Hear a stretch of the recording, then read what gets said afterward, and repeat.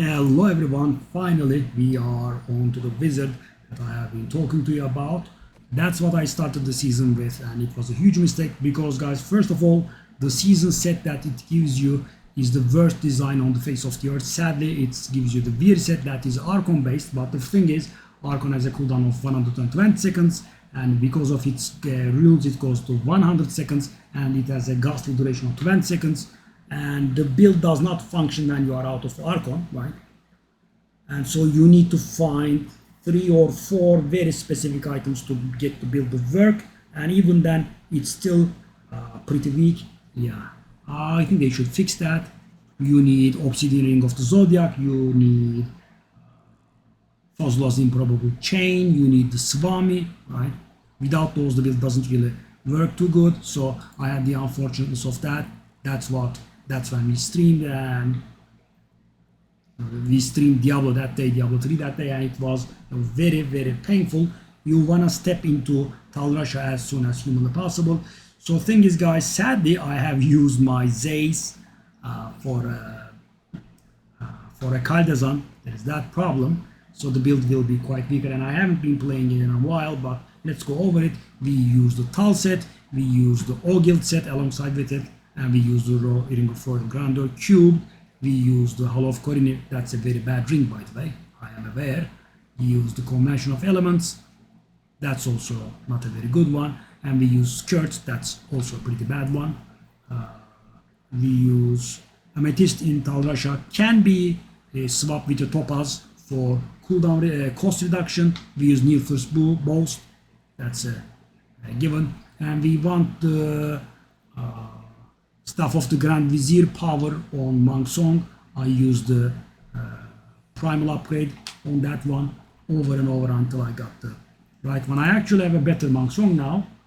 I mean, this is almost the same as you can see, and that means I can use this and I can use my primal upgrade on something else, but I am not playing this build anymore, but I will show it to you guys.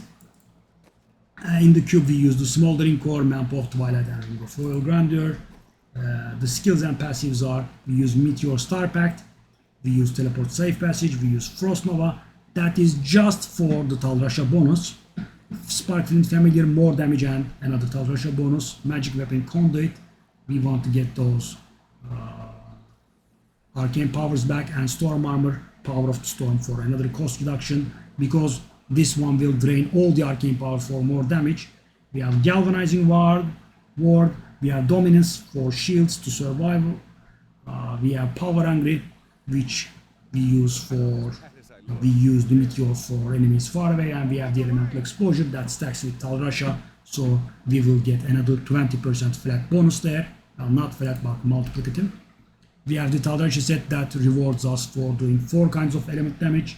So we do fire from this one, we do lightning from the armor, we do cold from Frost Nova, and we do the arcane from this one. So it will get stacked to 4 stacks very quickly, and then it will keep it because the familiar will refresh it, and the meteor will refresh it.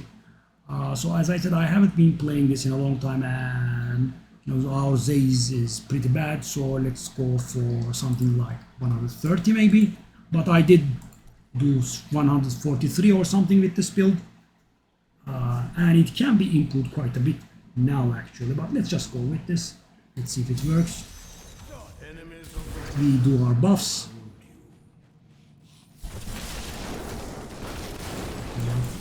Yeah, it is decent enough, I guess. I mean, I did do a little too low maybe. You look for elites, the classic, and as you can see I have stacked it to 4 now. I will never touch that Nova again. Arcane Power is a problem, as you can see, but Dredge, remove. The build is, as you can see, pretty slow. Okay. I am blocked here. I mean, if there is a good enough, this might be a mistake, but when I see a good enough density with the trash, Just use it. Well, we can use the Frost Nova, of course, to take a breather. We kind of want some bullets and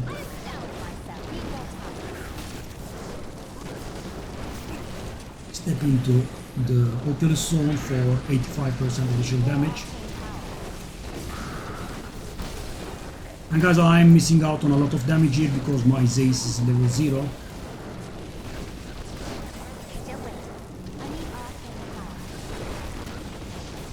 Yeah, I had a 150 Zeus at the time and I sacrificed it for... I should actually not be getting close like that. Okay. That's a pylon. You can just now move in peace. Good, that's nice. We got one from the Nemesis and one from the map. Okay.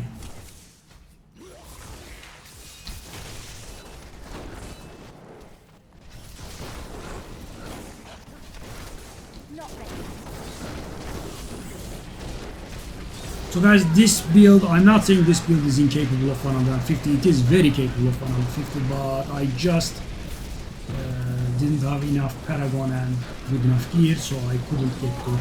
So at 142, 143, life got very hard for me, and I switched to the Legacy of Dreams.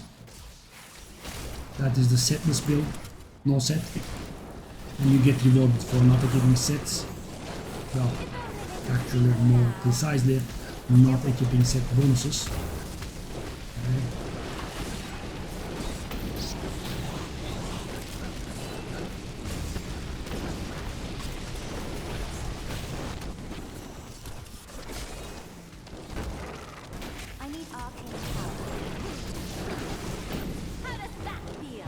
That should be GG now. Maybe not sure. I think we have enough damage. Not damage, I mean not enough monsters. 94%. One more elite is surely enough. And I try to finish it with trash guys, so you have to consider that, but I don't think we have enough, no. Just finish it here. Such a bad density. With an epic there, let's just kill it. I mean, I don't like to kill an epic or elite on 97% guys, but it is what it is. We just couldn't find enough monsters. Okay.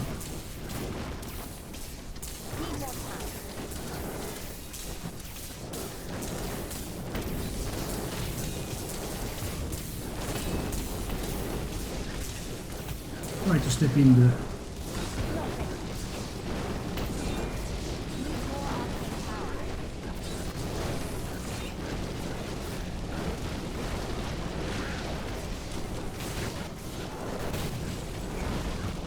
Oculus Zone.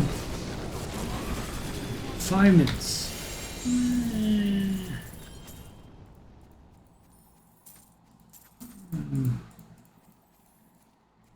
My name is Wendy. Hello. Whatever. Start going positive matter.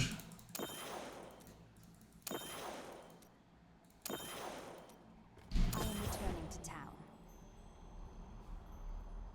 So there are not really too many variants here. If your Paragon and therefore survivability is good, guys, you can do swap the amethyst in here with topaz for cost reduction.